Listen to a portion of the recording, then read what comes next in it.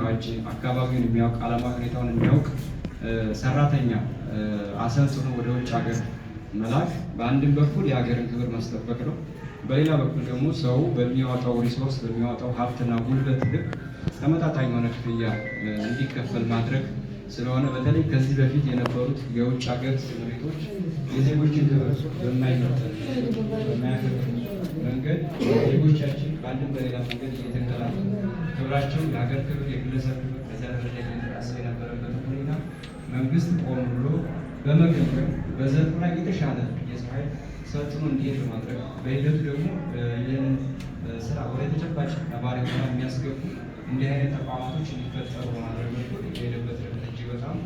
አበረታች ነው ብሎ መውሰድ ይቻላል። ዛሬም ላይ ያየናቸው እንደመናገር አሁን ላይ በተለይ ከገጠሩ ማህበረሰብ ክፍል ወደ ተለያዩ የዓለም ሀገሮች ወደ ተለያዩ አረብ ሀገሮች የሚሆኑ ሴቶቻችን በምንለይበት ሰዓት ለመስማት በሚያስቸግር ሁኔታ በተለያየ መገልገያ ቁሳቁሶችን